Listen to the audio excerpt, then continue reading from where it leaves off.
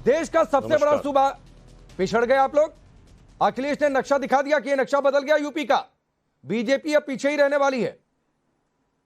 राकेश जी, नक्शा तो यूपी का पिछले कई साल से बदल रहा है। 2014 में बदला, 17 में बदला, 19 में बदला, 22 में बदला।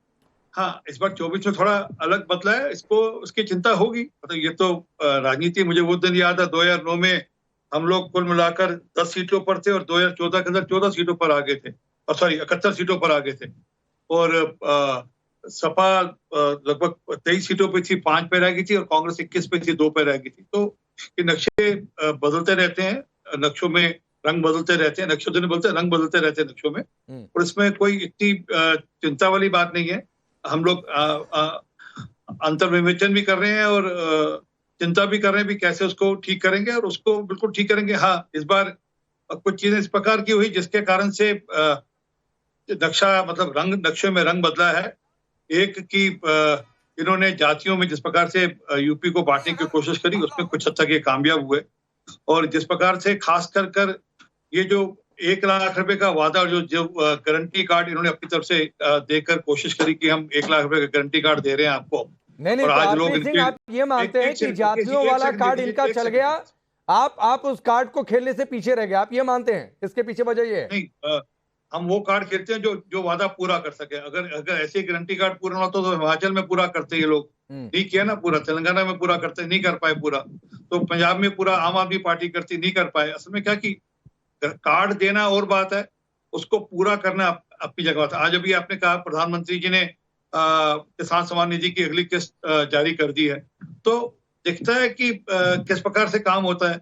जो काम वादा वो करे जो पूरा कर सके, और लोगों को लिखकर, ये भी हालांकि इलेक्शन कमीशन इसकी चिंता करनी चाहिए कि लिखित रूप में गारंटी कार्ड लिखकर, सील कर राहुल गांधी का साइन मारकर, मतलब उसके कॉपी लगाकर, ये कहकर कि हम 1 लाख रुपया हर बहन को हर साल देंगे, 8,500 रुपए महीना आपके खाते में खटाखट आएगा। आज वो बहनें खटाखट पहुंच रही है इनके दरवाजे पर कि लाइए हमारे पैसे, लाइए, आपने गारंटी कार्ड दिया था, हमें क्या लेना, आप चुनाव जीते हारे। परंतु इस प्रकार से वो माहौल खड़ा किया, मानते हैं कि वो माहौल खड़ा करने में कामयाब हुए। परंतु सुनिश्चित समझिए, जब 2014, 17, 19, 22 बदल गया, तो 27 भी बदलेगा, सुनिश्चित बदलेगा। और अच्छा ठीक है, चलिए इस पर आऊंगा, वो खटाखट वाली बात पर भी अजय वर्मा से सवाल पूछूंगा। लेकिन अब्बास भाई देखिए, एक तस्वीर है, और वो तस्वीर कल मोदी कैबिनेट का जब शपथ ग्रहण हो रहा था उसमें दिखाई दिया। पीडीए आप लोगों ने नारा दिया, लेकिन उस पीडीए का असल इंप्लीकेशन तो बीजेपी ने करके दिखा दिया। जो उन लोग की कैबिनेट, और खासतौर पर यूपी से जो 10 चेहरे हैं प्रधानमंत्री को छोड़कर।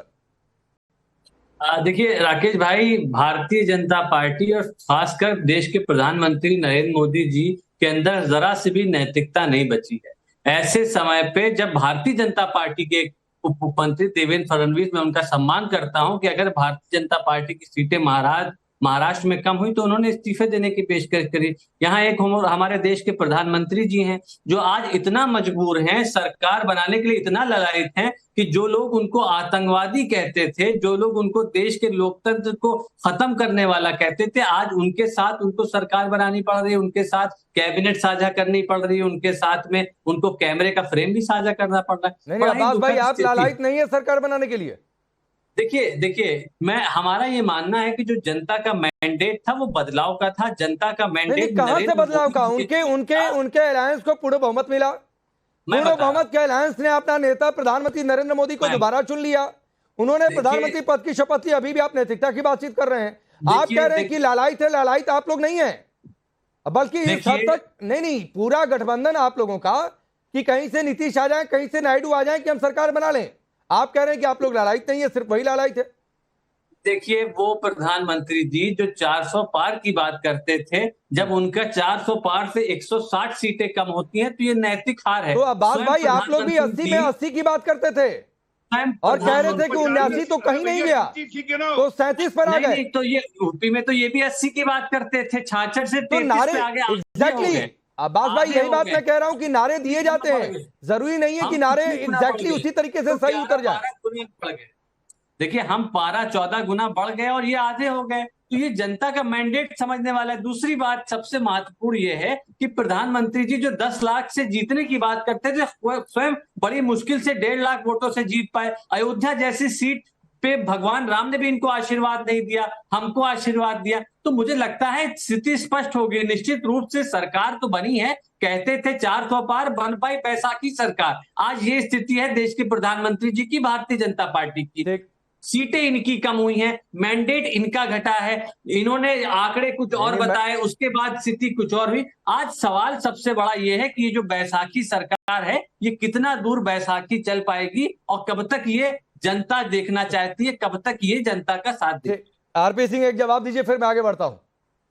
देखिए, ये ना किसानी बिल्ली खम्मा नोचने वाली स्थिति है। चुनाव हार गए हैं, ठीक है, हम तो मानने की यूपी में हमारी हार हुई है, और उसके कारण मैं बता ही रहा हूं आपको। अभी जरा जानकारी अपने कॉरेस्पॉन्डेंट से ले लीजिए कि नीचे 8,500 रुपए वाला जो पैकेज है, उसको लेकर, जहाँ 1 लाख रुपए वाला पैकेज लेकर किस प्रकार यूपी में हाहाकार हो रहा है। लखनऊ के अंदर हर जगह पे लोग जाकर इनके दफ्तरों, इनके कार्यालयों में जाकर दरवाजा खटखटा रहे हैं। तो जो मूल बात है वो ये है कि चुनाव हार गए भैया, आप किस बात की बात कर रहे हो? अरे रोका नहीं, मैंडेट आपको नहीं मिला, आपने कोशिश कर ली, पिछले दरवाजे से कोशिश कर ली आपने ना, कोशिश करी ना आपने पिछले दरवाजे से। नीतीश बाबू के यहाँ जाकर दरवाजा खटखटाया, उन्हें दरवाजा आपके मुंह पे मार दिया, आपके मुंह पे मार दिया, भैया हमारे यहाँ भी कोई रास्ता नहीं है, हमारे यहाँ कोई भी कोई जगह नहीं है आपके लिए, मना कर दिया ना आपको। आपने पूरी कोशिश करी। और एक पंजाबी में कहावत है, उसे कहते हैं डांची का थुन। ऊँटनी जब रेगिस्तान में चलती है तो थुन लटकता है, ऊँटनी जो लोमड़ी होती है वो सोचती है कि थुन नीचे गिरेगा, शायद मेरे को बांस का टुकड़ा मिल जाएगा, अरे वो कभी गिरता नहीं है। आप निश्चित रहिए, 5 साल तक मोदी सरकार चलेगी, और चलने से चलेगी और अच्छा काम करेगी। और अगली बार जो 27 के अंदर यूपी के रिजल्ट होंगे, वापस से रंग बदला होगा, चिंता मत करिएगा। और इस बार हम आपको वापस से योजना के अंदर फिर रंग बदल कर दिखाएंगे। आप किन कारणों से जीते हैं सबको जानकारी है। आपने मुसलमानों का वोट इकट्ठा किया, मुझे कहते हुए दिक्कत हो रही, पर मैं कह रहा हूँ, आपने मुसलमानों को वोट इकट्ठा किया और उसके साथ आपने कोशिश करी, अरे आपने कोशिश करी कि हम 1 लाख का धोखा देकर, 1 लाख का बुझेखा देकर हम वोट इकट्ठा करते हैं। ठीक है, ये अब्बास भाई, मैं दोबारा आपके पास आ रहा हूँ।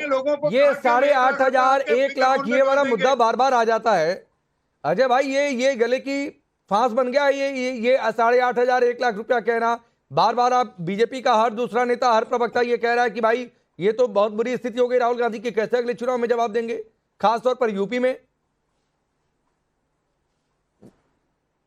जब हमारी सरकार आएगी, सरकार बनने पर हम इसे कर देंगे, इसकी चिंता ना आप करें ना बीजेपी के प्रोपोगंडिस्ट करें। हम तो केवल ये आपको बताना चाहते हैं कि ताजा खाओ ताजा, बासी की बात मत करो, ताजा खाओ बासी की बात मत करो। 2014, 2019 यही पुराने किस्से बीच में क्यों बोल रहे हैं भाई? अच्छा, आरपी सिंह, भैया बीच में मैं बोला नहीं सरदार जी, फिर बहुत बुरा लगेगा आपको, बवाल होगा। तो अजय वर्मा जी पहली बार अपनी बात रख रहे हैं यार, एक बार सुन लीजिए फिर आप बोलिएगा। अजय बोलिए, अजय जी। इनसे कहिए हार से पचाना सीखें, अरे हार नहीं है भाई, फिर आप और शर्म करें। बीच में एक मैं बहुत बड़ा रहस्य उद्घाटन कर रहा हूं। 240 सीट लेकर जीत नहीं पाए, आप 99 लेकर जीत गए। अजीब फॉर्मूला आप लोग लेकर आते हैं भाई। वो बीच में क्यों बोल रहे हैं, तो फिर उन्हें डिबेट में रख लीजिए।